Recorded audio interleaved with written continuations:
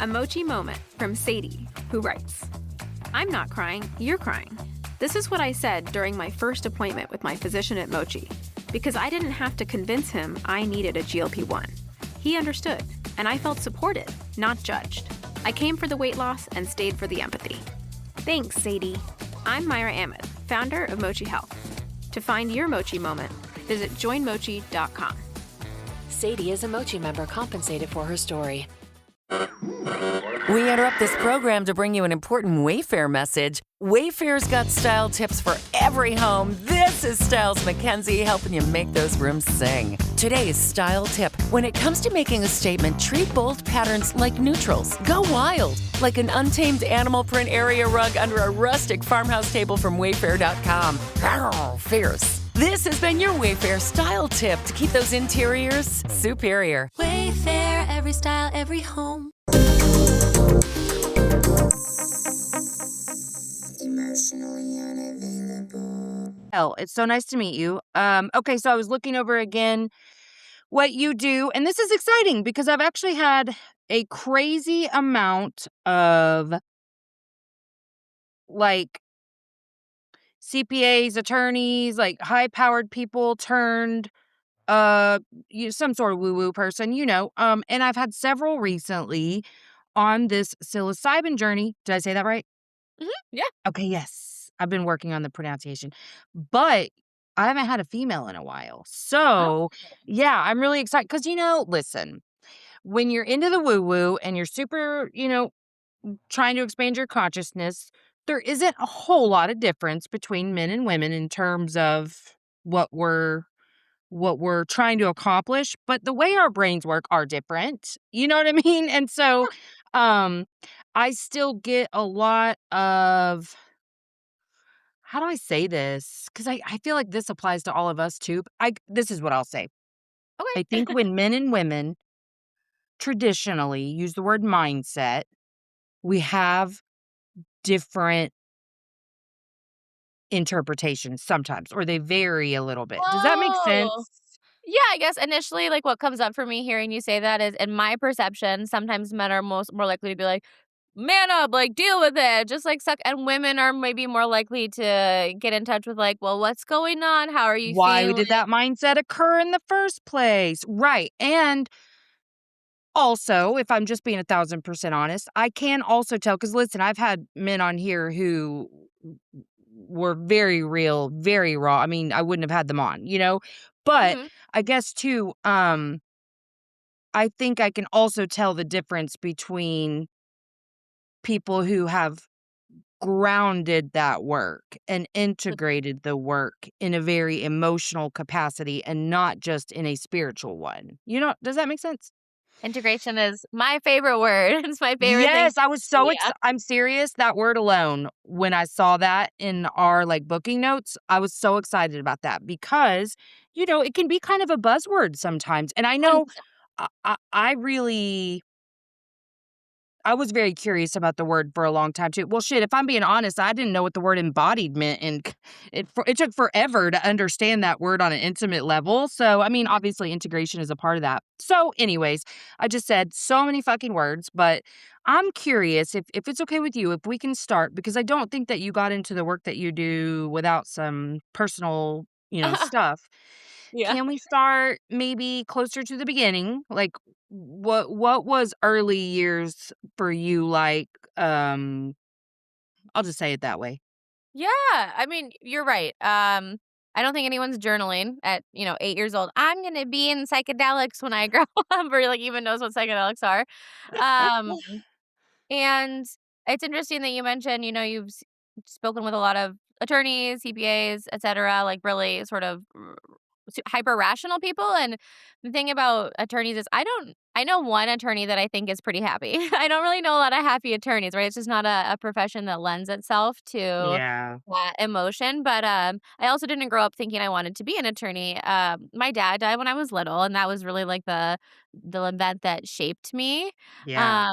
And that really impacted like who I am, how I show up, etc. And it led to a lot of like perfectionism and needing to control. And so like the way I asserted control was like by doing really well at school and feeling like, okay, I'm getting A's, I'm top of my class. And it helped me feel like I had some semblance of like not everything is beyond me, right? Like I had my dad and I had a very close relationship. He was like the parent that I felt unconditionally loved by. And so to Yeah. have that parent like taken away is very disorienting and can feel like what can I what am I able to control, right? What am I able to like steer in this life at a very young age?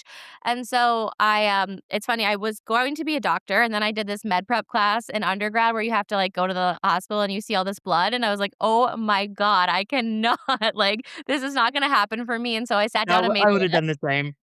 I made a list and I was just like, this is what I'm good at. This is what I like. And, this is before Chat GPT. So I was just looking at it and I was like, I'll be a lawyer. And so I did. I went and I practiced for 3 years and I hated it. Oh, really? And this might sound a little naive, but when I thought about becoming a lawyer, one of the things that I wanted to do was be able to make a difference. That was a big reason why I wanted to become a doctor. But then you get into the practice of law and you realize like if two people are already at the point of entering the legal process, no, neither one of them is gonna leave 100% happy. Even if you win Mhm. millions of dollars, it's probably because someone died or, like, you lost a limb, right? Like, no, Yeah. the people aren't gonna be made whole. That's the intention of the legal process is to make someone whole, but it's just not gonna happen if it gets to that point. And so, Mhm. I was really discouraged, um, and I really felt like, "What am I doing? I'm not making the impact I wanna make." And so it wasn't like attorney psychedelics. It was really Yeah. attorney, a lot of my own personal development work, Mhm. getting certified to be a coach, doing executive coaching, and then finding psychedelics for myself and for my anxiety, and then realizing how powerful they are, and then pursuing facilitation and now combining coaching and facilitation for the work that I do. Awesome. Okay. So how old were you when your dad died? I was 6. Okay. Okay. And this is kind of a random question for you, but it's not for me or the audience because I just put out a solo episode about something like this today. But I'm curious because my dad died when I was 15, and I had a really bizarre experience. Like, I was being raised by my grandma, and she hated my dad, so that was a whole thing. But then I just see so much of, when we are performing what other people are thinking, of our grief process. So I'm wondering, did you have any, like, for lack of a better phrase right now, invisibility wounding around your grief too, because you were meeting all the markers, like, that a child should meet?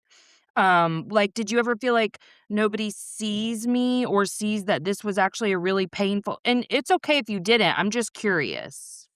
I What comes up for me hearing the question is, like, my mom didn't ever put me in, like, with a counselor or, like, a grief anything therapist, and so I think she thought she was do I know she thought she was doing the right thing. I am of the belief that people are doing the best they can with what they have. Like, Sure.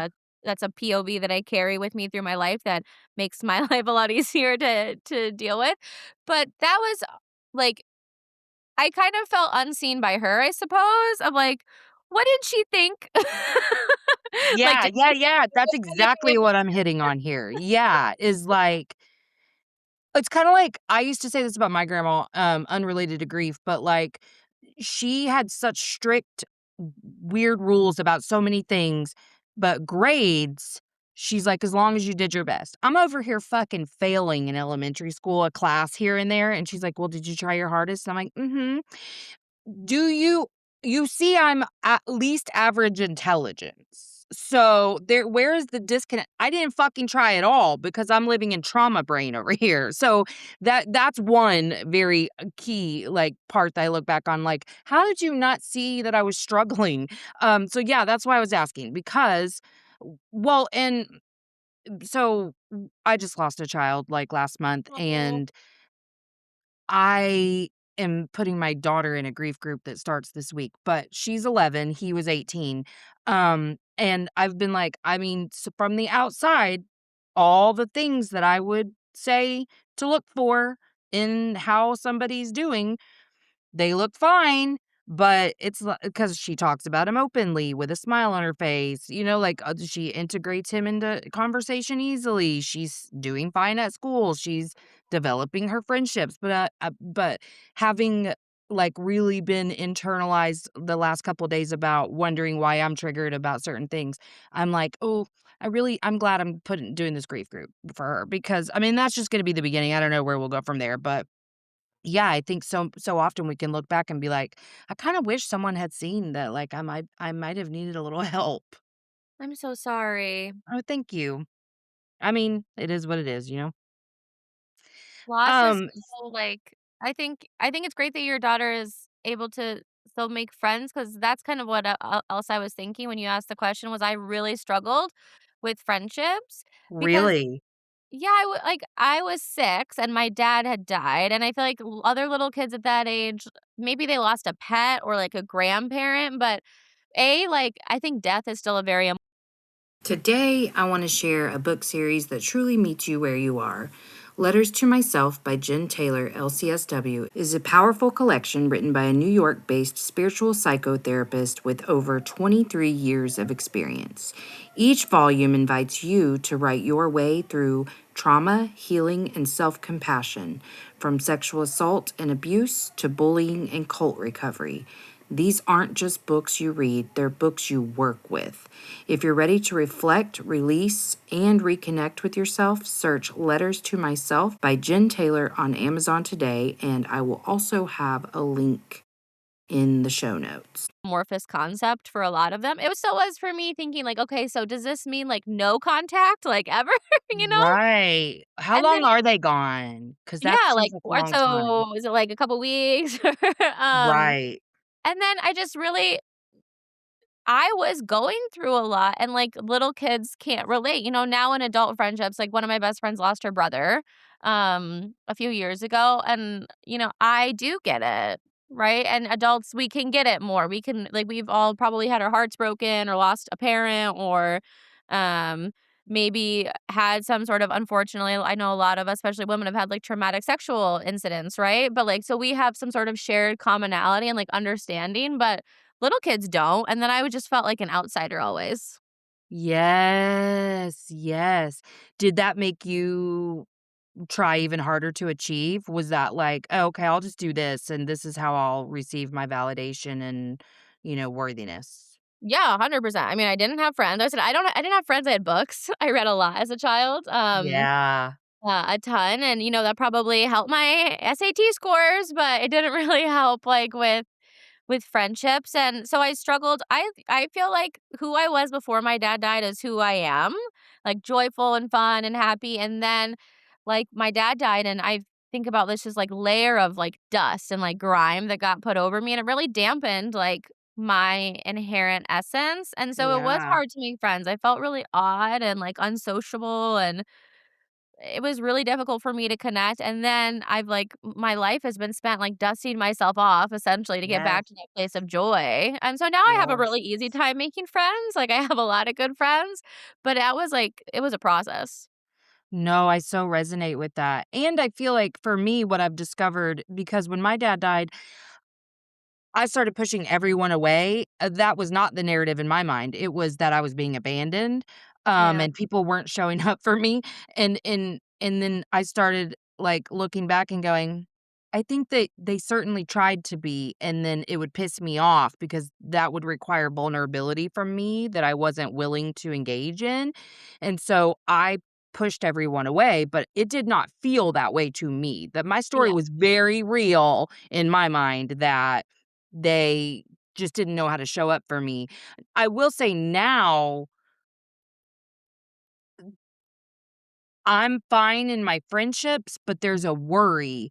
Like, I think everyone in my life is okay with who I am right now and forever, but, like, I do wanna talk about my son. You know what I mean? And I know that I can't say no, but I fear anytime I bring him up, because I'm like, oh, well, I mean, they don't want to talk about only that, or, not that I wouldn't want to talk about them too, but I'm saying in terms of me, I start to worry like, oh, am I talking about it too much? Or, you know what I'm saying? And so I think I'm working really hard to just be and say whatever the hell I want and do whatever I want, and not lean into that fear, because I know that that's what perpetuates the cycle of pushing people away. So I don't want to. I've had so much loss in my life, actually, and this is the first loss I've ever even attempted to do grief in a healthy way.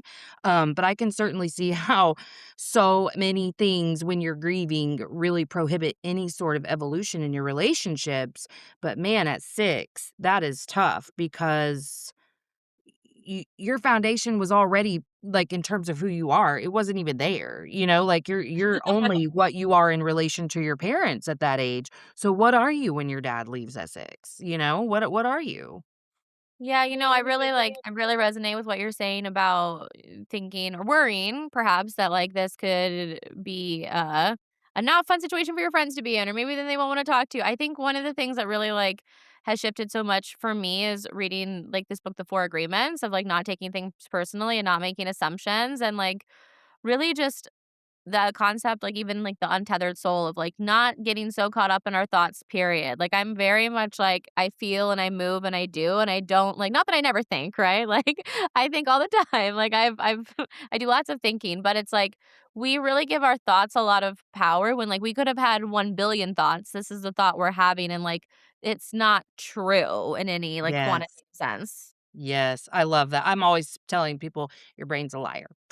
Yeah. And I try to lean into that as much as possible, that your brain is a liar and it only serves one function: to keep you alive. So, all the rest you got to figure out how to do in your body, not in your brain. Okay. So I wonder, did the personal development come because you had a little bit of a like crisis after you decided, like, I just put all this fucking work into becoming an attorney and I fucking hate this? I actually had a big crisis my last year of law school where thought this I was gonna marry this guy. Oh, Our okay. relationship just went to shit. And I was really struggling emotionally. Part of the reason our relationship went to shit was I felt like he kind of had this Jekyll and Hyde, where at the beginning he was so nice and he got kind of angry. But a part of it too was like he was very avoidant and I was very anxiously attached, and that didn't really Oh, lend yeah. itself anywhere. Yeah. And so I went to therapy, and then I learned about like codependency. I realized I was codependent. I had the space to talk about my dad and like death and what impact that had for the first time. I also got prescribed like Prozac at that time, and so I had started doing that sort of work, and I found that I just like didn't like it. I found it all really re-traumatizing. Like initially talking Yeah. to my dad was really cathartic, and then like every single week where Deborah's just like, "So your dad died and then your mom fucked you up." And I'm like, "Yeah, but do you want a cookie? Because I came in here like able to tell you that. Like, what are we doing?" It felt like there was no Yeah. it was just picking the Yeah. Why are we and talking about the same shit and nothing's changing? yeah, I'm talking about it with Mhm. you literally every week and nothing's changing. And then Mhm. I found like the Prozac did help because I needed to level out. Like I was just too emotionally like all over the place. But then in the leveling out, I became like 2 level, where like nothing was super good, but nothing was super bad, and nothing was super anything.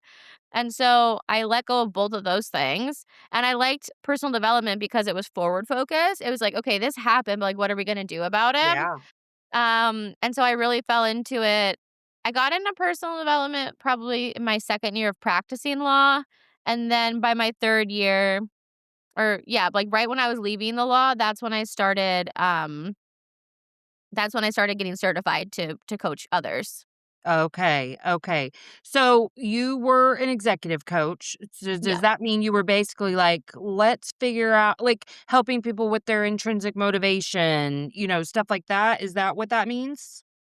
Yeah, so I like executive coaching because I feel like it was a really natural transition for like the population I was already working with. Like, so for instance, my very first executive coaching client was this big real estate developer, and we were looking at a lot of different things. Like, I was teaching him tools for better emotional regulation, like meditation and things like that. He was someone who struggled to connect with, like, he downloaded the Calm app, right? And he was like, I don't like any of these. Like, this is too like woo woo, too soft. And so I found like an approach that worked for him, and really thinking about like time and energy management, because he was a dad of littles, and wanted to be a good dad and a good partner.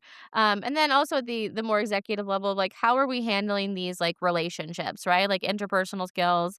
I think a lot of executives make good decisions, but maybe don't have the best Yes, approach to baby. handling Yeah. email or Very handling conflict. straightforward and very like almost egocentric is the best way to describe it, just because they only see things from one view and it's usually not from like an emotional one. And looking back, I was also doing a lot of I like leadership coaching a lot, like finding your unique leadership style and like your inherent style, but then also learning how to like the term that I use that I learned was like style flex into other quadrants. So you can show up as like the most effective leader for your team. Like who does this team member need you to be? Because ultimately, like it doesn't matter who you are if who you are is not helping the team. Like that's the whole point of being a Yeah. leader. So that was a lot of the work that I was doing. And I did really love it. Like um I love working with that type of client and I love those tools, but I felt like something was missing for me in my own like anxiety and depression. And once I found psychedelics and was able to do that, then it became like this is the missing puzzle piece for a lot of people. Yeah. Okay. So what precipitated you trying it?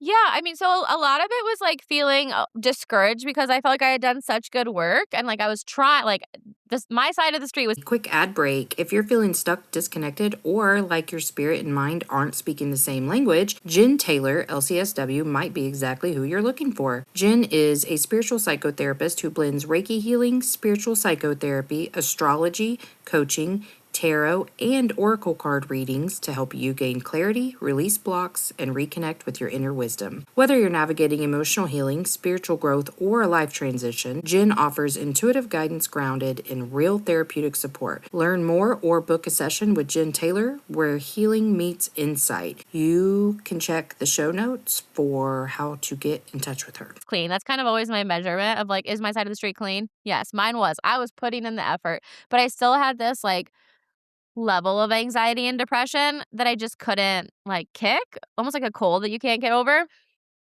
And I really believe in a higher power, God or universe or whatever, Some resonates. benevolent force. Yeah. Some force that's guiding you towards Yeah. something. And so I was running a nonprofit in LA and we worked with this guy who was an expat living in Colombia. We work with this big Colombian population. And so he was coming back to the States and he's like, we've only ever met on Zoom. Like, let's go to dinner. I want to meet you. I'm like, yeah, of course. So we go to dinner and he's like, hey, I'm investing in a company and I would love to get your opinion. Will you come check it out with me? And it's so funny. I don't ask like what it is. I'm just like, yeah, sure, let's go. Okay. And he takes me out to this like, big like production facility and he's like, "This is a microdosing company. I want to know what you think. Here are these microdosing capsules." And on the back of the bottle it says like, "Take one capsule once a day for 3 days and then don't for 2 days and like repeat for 30 days or whatever, right?" And he's like, "Let me know." What do you mean let me know? Like I was so Yeah, let me just confused. ingest some fucking psychedelics without anyone to help. So then I got really curious because I was like, Yeah. okay, like I can Google this, right? Like there's gotta be something. And so I just started researching. I read Michael Pollan's How to Change Your Mind, which is a great book for anyone who he's a scientific writer, but he writes in a really approachable way. I also have in undergrad, I worked in a research lab. And so I have like an understanding of research. I read a lot of research papers. I can understand like what's statistically significant. And then I started pursuing like different courses and trainings online about facilitation just to like learn more about what was going on, right? And so from there, I took myself on a journey of a microdosing protocol for 30 days, and my anxiety and depression were gone. And I was like, what is Wow. this? And so I started, people were commenting because I was sharing it online, right? And that became my work. It's been my work ever since. Wow. So did you have any like trippy experiences with it or just the mood elevation? Well, okay, so that's a great question. Microdosing is truly subperceptual, meaning you're not like seeing anything, you're not impaired. You can drive, you can pick your kids up from school, you can cook dinner, you can have a conversation, you can work. But after I found so much relief through microdosing, I did eventually pursue both larger journeys for myself, and then it's Yeah. called trip sitting, essentially, right? Like learning how to hold someone else and guide them through that experience. So definitely have had like trippy experiences and since then. But my work really started off with microdosing, which is really below the level of perception. Yes, yes. Well, yeah, I'm a huge proponent. I don't do it because I have schizophrenia in my family. Like my brother's schizophrenic and he did a lot of acid. So the thing is I'm pretty sure I'd be fine, but it's like I don't want to take the chance, you know? But I wish I could. I really do. Just because I mean I've heard so many good things about it. But okay. So what I want to know, because I just love to talk about this, is do you think I know the benefits were there even in the microdosing, you were just happier. But when you did the larger quantities, could you talk a little bit about some of the realizations that you were able to walk away with, like how your consciousness expanded because of it? Yeah, for sure. And I will say about microdosing, yes, there's mood elevation, but also a big thing for me with microdosing was it quieted down like the internal thoughts and like the feedback, like we are not Yes. our thoughts, right? We were talking about earlier. So that was Yes. a big thing for me because my thoughts like were very overwhelming. And so Mhm. once they were quieted down, I realized like A, they could quiet down. Like I didn't know that was possible. And then I trained myself, I taught myself how to quiet them down regardless of whether or not I was microdosing. And that's really where the shift came in. So there's a lot of there's so many beautiful things that microdosing does, Yeah, but mood elevation is certainly one of them. I'll say for me, like shutting up that internal feedback loop was like the biggest one. But I in get terms of that. my larger journeys, like the two that really stick out to me, just initially hearing your question are on a common theme for me is that life has dealt all of us some not so great hands, right? Life has been cruel. Life has been some of us abusive. For some of us, it's been about loss and grief. For some of us, it's felt like, we're never good enough or we're not accepted. We all have stuff that really sucks in our life.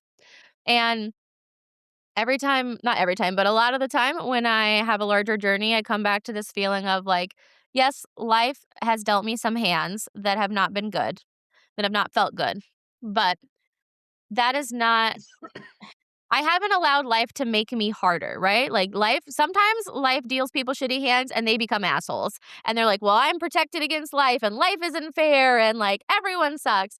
And I'm not saying that's even good or bad or right or wrong. I get it. I see the trajectory. I understand how we got here. But for me, everything that life has dealt me has made me softer. It's made me more loving. Like I don't think I am Jesus or like I'm perfect like Jesus, right? But that whole idea of like someone slaps you, turn the cheek and offer them the other. I feel like that is something I've really embodied. And I am like a rock in a river where the water pours over me and it just like smooths away my hard edges. So that's a big one. I become more Wow. loving as life goes on. I think the other one, and this was one that happened a few years ago where like I had a lot of self-loathing. I did not like who I was. Yeah. I also there were some aspects of me that needed to shift, right? Like I was a bitch when I was an attorney. I would lie about dumb shit. Like I was not a like there wasn't a lot of qualities that I look back at and think like, "Oh my god, like you were crushing it, babe," right? Like go make Yeah. that play. Yeah.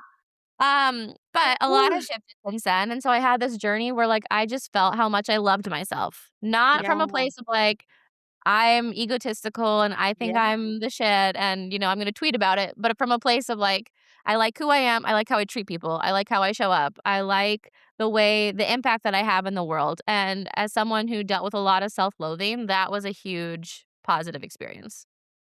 Okay, now I have to ask this question because Yeah. of what you just said.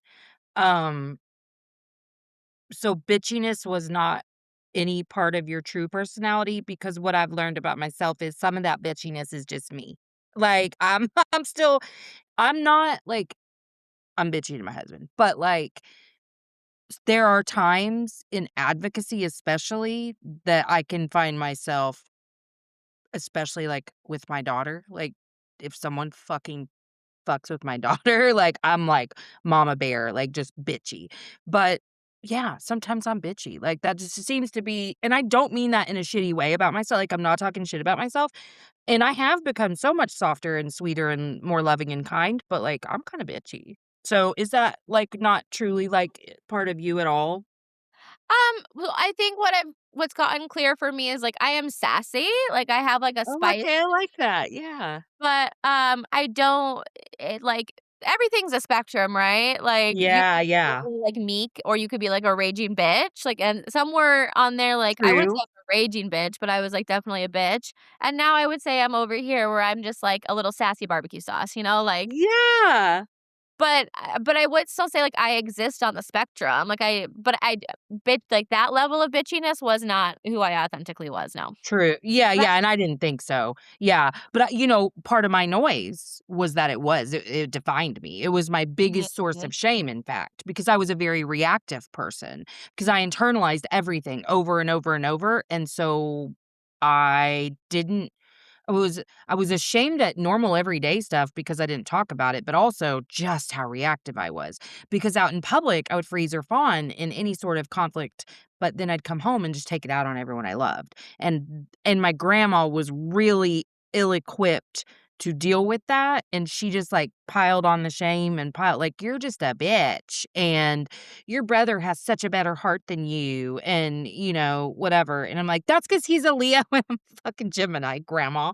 But, it was really shameful for me, and that noise is what grew the very, very loudest, was like, "You're just a mean person."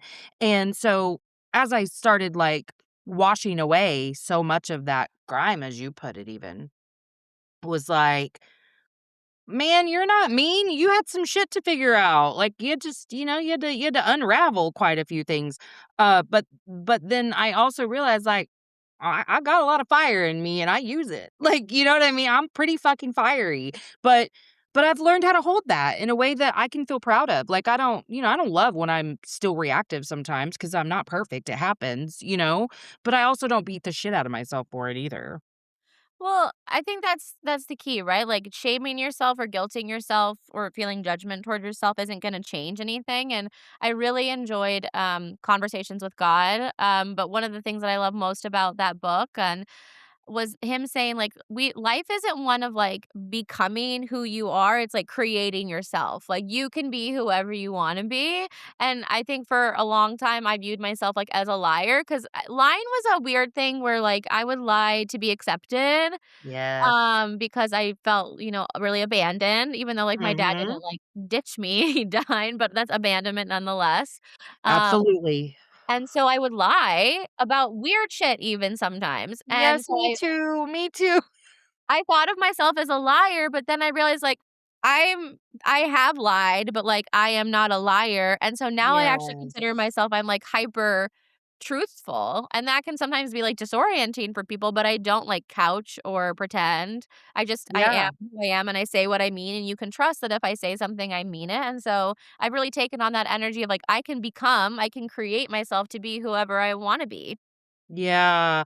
I love that. And did you ever get called out about your lying? Like, did that deepen your shame? Oh, yeah, I mean, if you lie, you're gonna get caught in it. Like, I don't know anyone Yeah. who's ever gotten caught in a lie, and then it does suck because Oh, then you're like, "Fuck, and now I hurt this person, and I didn't really wanna hurt them," but, like, at a yes. certain point I think that's also what's tough about personal development. Because when I first got into it, like, you're kind of like the boy who cried wolf. It's like, well, you've been a shitty person, so, like, this is so cool that now you're like, "I'm doing this thing," and it takes a while for people to catch up to your change, and because for a lot of Yes. people too, I know people who don't embody, who don't integrate, right? And so it is a very much like I'm thinking of one person in particular who's on like every personal development program in the books, but like it's very performative. 2 weeks later, he's back to his same like bullshit. So yeah, I get it. And it took people a while to catch up. But now I have like an earned respect because people Yes. see who I am and how I've changed. Yeah. Well, it took a while for my kids to really like trust any of this shit because I've only been on this particular journey for a couple of years, but really about a year and a half. And before, like around 2017, I was starting to hear about nervous system dysregulation and a little bit about trauma. Like I understood I had trauma, like a lot of it. And so that was like a very freeing feeling because I was like, oh, I'm not just like a fundamental fuck up. I'm not fundamentally unlovable. I just got some shit I got to figure out.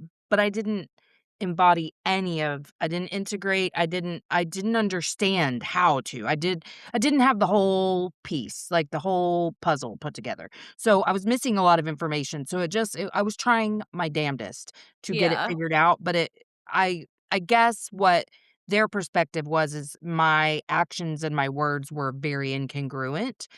Yeah. Fair, fair. Um and so when this shit started and I was like having spiritual awakenings and, epiphanies and whatever, they were very like, we'll see. That made sense to me. I mean, sometimes they can hurt my feelings, but I get it. I was a very emotionally unavailable mother. But um I think now too, some of my friends who I was probably, like, the harshest with back then, um, they're just now kinda catching up to, like, who I am now, because of losing my kid and them being very like, "Is it okay if I hug you at the funeral?" Like, shit like that, and because I was very like, "I just don't like to be touched," and I'm like, "Yes, you can hug me." But, like, that one made me laugh in particular because it's been about a year since I've started to be okay with hugs, but they don't know, like, this version of me because, we don't spend, like, a ton of time together. I have kids, they have kids, whatever, but just getting to hear me kinda talk about life loss from this perspective of a person who has really gone through some real transformation in the last couple years, and which I'm so grateful for because it really prepared me with a lot of really good beneficial tools to deal with this loss. And so I remember one conversation in particular really just touched me because I was feeling very vulnerable to say it, but I was like, I feel really like soft and tender in this moment. Like I can feel all the love and support that I'm receiving from everyone around me. Like I'm just really grateful to me for having done this work so that I can receive it instead of what I would have done before, which is nobody cares about me. No one shows up for me. I know that I would have found a way to make that narrative true. I mean, that's what confirmation bias is, right? And so, I think that particular conversation will always be very meaningful for me because I felt very seen because her response too was like, "That's so beautiful. Like, I'm so happy that this is the place that you've arrived in your life and whatever." But yeah, I think it takes people a little bit to be like, I mean, you said some shit. I was a fucking liar though. I mean, like, I did the weirdest shit in school. Like, I would just like I've told this story a lot, but like, I once I'm gonna show my age really quick, but I once in 4th grade was New Kids on the Block were coming to town, and it wasn't a revival tour. It was like their first tour, and I was like, "Yeah, I'm gonna New Kids." I wasn't, okay, and they're like, "Oh, can I go with you?" And I was like, "Yeah. Yeah, you can come. I'll pick you up." And then, of course, I didn't pick a single fucking person up, and what was I thinking? Like, there was going to be an after, and there was, and thankfully, it had rained that night because I was like, "That is such a good excuse." So the next day, they're like I was already known as a liar by this, like, "Y'all that's on you for believing me." But they were like, "Where were you?"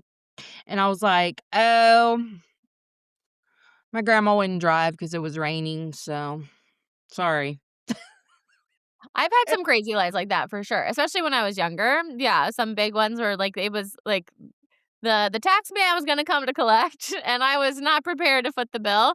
And then you do get caught, and it's just like it does suck. And then kids also don't. I mean, now, like, as an adult, if like, an adult was really lying, I'd be like, "What's going on with this guy?" Like, something, like, under the hood, right, is happening. Yeah, yeah. And, like, kids are just like, "You suck, you lied," right? But I love the definition you gave was, like, of integration was just, like, your actions were matching your words, so, like, you didn't have trust. Your kids didn't Yeah. have trust in you because like, there wasn't that alignment or the congruence. Yes. Um, but I'm so happy you brought that thing up about your friends too, where for however long we've known someone, we've been teaching them how to treat us and who we are. And if we suddenly have a shift and we're different, like they're, we have to give them grace because they're relearning who we are because we've relearned who we are. Yes. That's been a big transition in all of my relationships since I started really healing and had a spiritual awakening. Um, because because the thing is, what I noticed was I became not passive aggressive anymore, or the person who would just like choose what I felt was space, but was probably the silent treatment over confrontation. And now I'll go for the confrontation every time because I would rather that we just talk about it. And in my mind, it's not conflict. It's a little bit of a hiccup. It's like a, hey, even sometimes, I mean, most of the time I would say I'm trying to like take accountability for something. Like, hey, this is who I am, and this wound was hit by this action of yours. It's not your fault that that's the wounding I have. So I'm not upset at you at all that your actions or words triggered this. But if I don't talk about it, I'm going to keep thinking about it and creating a scenario that is very untrue. So I just want to tell you about it. And even then, even me taking all the responsibility, sometimes it can be not received well. And so that's been a little bit of a shift in my relationships, is that I am more confrontational. I'm going to put that in air quotes because I don't feel like that's what I'm doing. But in terms, I mean, I guess sometimes I do because it's still very scary to be authentic, vulnerable in my communication because I was a weaponizer. I loved to not say anything to your face and then go craft a really perfectly worded text to be perfect in my, so that I wasn't I'm not cussing at you, I'm not whatever. I'm being very perfectly reasonable and rational in my communication. And then when you are still turned off by everything I said because it was this word vomit of really a really sweet way of saying what a piece of shit you were. I mean, that's the truth. I don't know why they don't receive my communication well, but it was just all other ways to confirm, like, well, this is why you can't tell people when they hurt you. This right here. But like now, I would just much rather in the moment be like, oh, I don't like that. And even fuck up a little bit and then fuck up a little bit. And then just like, okay, is the awkward moment over? Let's move on. But I you kind of attract yourself in your relationships. And so some of my friends are still emotionally unavailable. Let's just put it out there. That's the truth. And so whenever I try to have like a real, vulnerable, authentic conversation, it can still be tricky to navigate. Usually they rise to they'll have a conversation, but it's like it's been a transition. Nothing that's like crazy, but I noticed that pretty quickly because I did become more quote unquote confrontational, which is still, crazy for me because I was always passive aggressive, but I can see where it took a minute to catch up, Yeah, when I was executive coaching a lot, that was something that would come up so often with my clients because I think we think two things, like A, that conflict, either we just don't talk about it or it should be like quick, easy, and dirty and just move on. But like conflict communication is its own skill. Yeah. So always like I would always give my clients this framework of like how to handle a conflict to like really to make the process smoother for both parties. Because oftentimes too what happens in conflict is all the other person hears is like, you're attacking me. Like I did something wrong, you hate me, you're mad. And then obviously they're gonna be defensive, right? There's a reason that that guy, God, who was Mhm. it? Wrote that book, How to Win Friends and Influence People. Like there's a Stephen reason it Covey. sold so many conflicts. Yeah. Yep. Because it's hard, right? It's its own skill set. And we don't often like appreciate that it is difficult to have conflict conversations. Yeah, it really is. And uh that actually was such a major epiphany for me because that's whenever I realized another area of perfectionism was being sneaky because I 100% did expect that, A, if I told somebody this bothers me, that they never do it again. That they go, oh, I would never want to bother you and never do that thing again. And I'm like, why is that my expectation?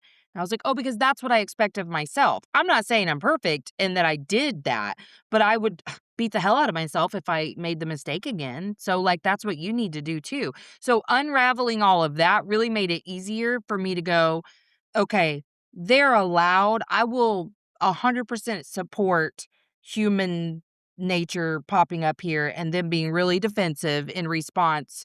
Even the most enlightened person can have a defensive response to you saying something bothered you because, a lot of us are recovering good girls. And so it's hard to feel like we're in trouble. So I was like, you know what? That was a beautiful lesson. I will allow people to show up imperfectly. So if their initial response is bullshit, that's okay too. As long as there's a period where they're like, my bad, my bad. And I allow that same thing for myself too. Because before it was like, you know better. So you should, blah, blah, blah, blah. Where it's like now, as long as like I give myself that same grace and compassion, if I come back very sincerely and say, "Here's how I'd like to do that better next time. I'm so sorry." Uh, then that's fine. And that's what I can also allow from my friends and other relationships is just be imperfect. That's fine. You don't have to respond to my, communication perfectly. And I probably didn't communicate it perfectly either. So as long as we can have that moment where we're like, okay, so that was a little awky, but here we are. Yeah, at the end of the day, like our deepest biological need is to be accepted by other people because humans are tribe animals. We're not like solo. We live in a pack. And so when someone does like bring feedback to you, that's a threat. And your brain's going to perceive it as a threat. And you have to have a lot of self-awareness to like breathe and downregulate and then choose to respond. And that's like not everyone's gonna be able to do that, and not everyone's gonna be able to do that always in all Right. circumstances. Well, yeah, I Right. think having that compassion is huge. No, I totally agree. Well, I have loved having you today. I would love even to have you on again. But for now, tell us where we can where we can find you, kind of what you're doing and any of that stuff. Well, thank you so much for having. In a world where judgment quietly shapes how we see ourselves, therapist and author Jen Taylor, LCSW, invites us into something gentler. With over 25 years as a New York based spiritual psychotherapist, Jen blends psychology, spirituality, and astrology to help women, teens, and LGBTQIA individuals find their way back to self worth. In Volume 7 of the Letters to Myself, Jen explores how self judgment becomes our harshest critic and how compassion can become our greatest healer. And for families navigating loss, her children's book, Melvin and His Magical Star, offers a tender story about grief, love, and the truth that love never disappears. Find hope, healing, and gentle guidance with Jen Taylor. I will have links for her in the show notes. Me. I would love to come back and continue this conversation to see where else the conversation might go. Because it's been really interesting to get to unpack some of these things with a fellow, um, dead parent club Yes, friend, yes, which is yeah. especially a younger one, right? Like a lot of people have lost their parents now, I suppose, as we get older, but it's different. You're losing them in childhood. But if anyone's curious about like my work with psychedelics, for instance, you can go to shouldimicrodose.net. There Ooh. is a very quick quiz that you can take and they'll very clearly tell you like, yes, this is for you. No, it's not, or it's worth having more of a conversation because like there's some nuance there. And so for instance, you brought up like your brother has schizophrenia. That's a question there. Like, is there, a family history or personal history with schizophrenia, bipolar, psychosis? So, it's as I don't want to take too much time for people. It's about 2 minutes, but for a 2 minute quiz, it is very comprehensive. But you can Yeah. also find me and connect with me on Instagram. JuliCyvonne. That's my handle on Instagram. And that name, juliecyvonne.com, is my website where you can find more about my one-to-one work or a great intro to microdosing program I have, or even coming on a retreat to have that like full, larger guided therapeutic dose. So those are all ways to connect with me. And if you message me on Instagram or something, I really do respond. So if anyone has any questions out there, if you're interested in learning more about psychedelics, I have a podcast, The Inner Trip, 365 Days with Oh. Plant Medicine, where I talk about like my psychedelic use and my clients and obviously anonymously. But that's a great place if people are like, I'm really interested in psychedelics to start. Yeah. Oh, I love that. Okay. Well, awesome. I will also make sure to include all of that in the show notes, but I just, want to give you an Okay. opportunity to kind of talk about yourself. Thank you. I really appreciate that. Yeah, absolutely. Okay, I'm going to push stop if you'll hang out for 1 sec. Hey, make sure you've given the show a 5-star rating on whatever platform you're listening to if you haven't already. And check out my website, empoweredwithmelisahepner.org, or my link tree on Instagram at melissa.hepner to check out my latest offers or workshops. All right, that's it from me. So make sure that you check out the show notes for links. And until next time, let's all just keep swimming. INDEPE and cut.